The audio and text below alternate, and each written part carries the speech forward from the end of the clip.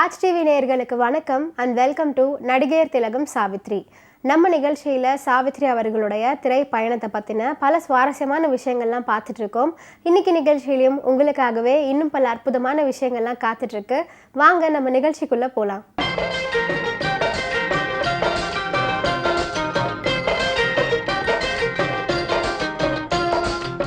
மகாநடிகை சாவித்ரி அவர்களின் திரை பயணத்தில் திருவிளையாடல் அப்படிங்கிற திரைப்படம் 1965 வெளிவந்த திரைப்படமாகும்.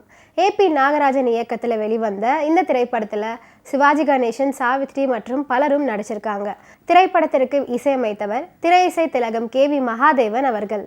திருவிளையாடல் திரைப்படத்தின் வசனங்கள் ஒலிபெருக்கியில் ஒலிக்காத ஊர் கோவில் திருவிழாக்களே இல்லை அப்படின்னு தான் சொல்லணும்.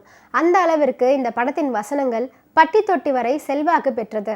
படத்தின் பெரும் பலமே திரைப்படத்துடைய வசனங்கள் தான். இப்போதும் அதன் பிரகாசம் குறையவே இல்லை அப்படின்னு தான் சொல்லணும். சிவாஜியின் உச்சரிப்பில் திருவிளையாடல் படத்தின் வசனங்கள் ரசிகர்களை சிலிர்க்க வச்சது அப்படின்னே சொல்லலாம். ஊருக்கு ஊரு, கோவிலுக்கு கோவில், தெருவுக்கு தெரு, கோயில் விழாக்களிலும் கல்யாண வீடுகளிலும் திருவிளையாடல் ஒளிச்சித்திரம் போடுவாங்க. ஸ்பீக்கருக்கு பக்கத்தில் 10-15 பேர் உட்கார்ந்துக்கிட்டும் வீட்டு வாசல்ல உட்கார்ந்து கொண்டும் கதையை கேட்டுக்கொண்டே இருந்தாங்க. திருவிளையாடல் திரைப்படத்திற்கு வசனம் எழுதியவருக்கும் வசனம் பேசியவர்களுக்கும் கூட மறந்து போயிருக்கலாம். ஆனால் தமிழகத்து மக்களுக்கு மறக்கவே மறக்காது அந்த வசனங்கள். இந்த படத்தின் காட்சிகளை ரசிப்பது போலவே வசனங்களும் மக்களால் கொண்டாடப்பட்டுச்சு அப்படின்னே சொல்லலாம்.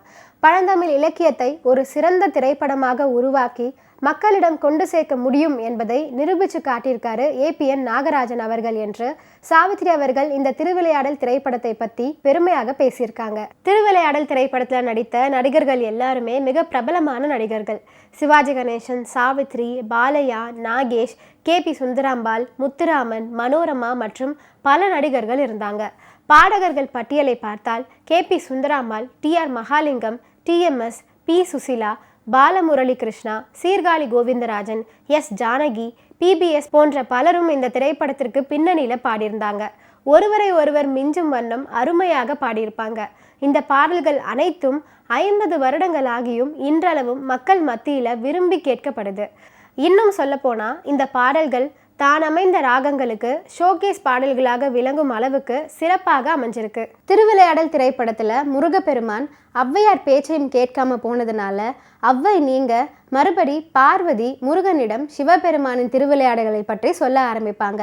அப்படி இந்த திரைப்படத்தில் அமைந்த ஒவ்வொரு திருவிளையாடல்களும் அற்புதமாக அமைஞ்சிருக்கும். ஹேமநாத பாகவதர் தன்னுடன் இசை போட்டி போட பாண்டிய நாட்டில் உள்ள கலைஞர்களை சவாலுக்கு அழைத்த போது பாண்டிய மன்னன் இறைவனிடம் பக்தி பாடல் மட்டும் பாடிக்கொண்டிருக்கும் முறைப்படி சங்கீதம் கற்காத பானபத்ரர் அப்படிங்கிறவரை போட்டிக்கு தயாராக வர அழைக்கிறாரு. அப்படிப்பட்ட பானபத்ரர் அதாவது TR மகாலிங்கம் அறிமுகமாகும் போது ஒரு பாடல் காட்சி வருது. இல்லாததொன்றும் இல்லை எல்லாமும் நீ என்ற பாடல் தான் அது. இந்த பாடல் TR மகாலிங்கம் அவர்களால் மிக அருமையாக பாடப்பட்டது. பாண்டிய மன்னனால போட்டிக்கு தயாராக கட்டளைக்கு உட்பட்டு மன வருத்தத்துடன் வீடு திரும்பிய பானபத்ரர் மனைவியிடம் தான் முறைப்படி சங்கீதம் கற்காத போது எப்படி போட்டியிட முடியும் என்று மனம் வெதும்பியிருந்த போது மனைவியின் இதமான சொல்லுக்கு கட்டுப்பட்டு தன் இறைவன் மதுரை சொக்கநாதனிடம் முறையிட்ட பாடல் தான் இது.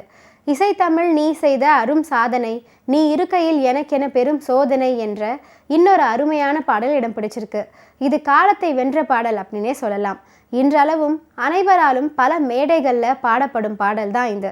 இந்த பாடலை பாடி மதுரை சொக்கநாதர் சிவலிங்கத்தின் முன் மயங்கி விழுகிறாரு. ஒரு சாபத்தினால மீனவ ஜாதியில் பிறந்த பார்வதி தேவியை திருமணம் செய்து ஆட்கொள்ள வந்த சிவபெருமானின் திருவிளையாடல்ல ஒன்று. இதில் வரும் ஒரு பாடல் தான் நீல சேலை கட்டி கொண்ட சமுத்திர பொண்ணு அப்படிங்கிற பாடல். இது அமைந்த ராகம் பஹாடி ராகம். மிகவும் அருமையாக இந்த பாடலை பாடியது P சுசிலா அவர்கள். அப்படி மீனவ ஜாதி தலைவனின் மகளாக பிறந்த பார்வதி தேவியை மணந்து மீண்டும் ஆட்கொண்டதுடன் இந்த படலம் முடிவடைகிறது. இன்னைக்கு நடிகையர் திலகம் சாவித்ரி நிகழ்ச்சியில் பல சுவாரஸ்யமான விஷயங்கள்லாம் நான் சொன்னேன். இதெல்லாம் கேட்டு ரசிச்சிருப்பீங்கன்னு நினைக்கிறேன். இந்த நிகழ்ச்சியை தொடர்ந்து பாருங்க. நன்றி, வணக்கம்.